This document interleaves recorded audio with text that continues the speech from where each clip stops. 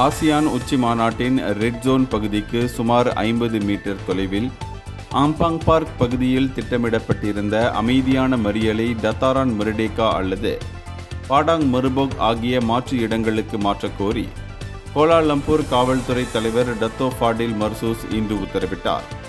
உலக தலைவர்கள் மற்றும் முக்கிய பிரதிநிதிகள் கலந்து கொள்ளும் இந்த மாநாட்டிற்கு மத்தியில் பாதுகாப்பு மற்றும் பொது ஒழுங்கு மிக முக்கியம் என்று டத்தோ ஃபாடில் வலியுறுத்தினார்.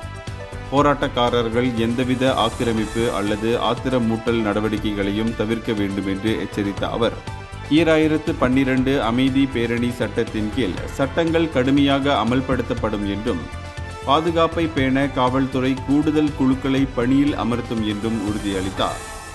இந்த நடவடிக்கை ஜனநாயக சுதந்திரத்தை மதிக்கும் அதே வேளையில் இந்த முக்கியமான அனைத்துலக உச்சி மாநாட்டின் போது அனைத்துலக விருந்தினர்கள் மற்றும் பொதுமக்களை பாதுகாப்பதில் மலேசியா உறுதியாக இருப்பதை காட்டுகிறது. இந்தியர்களின் இதய குரல் மக்களோசை.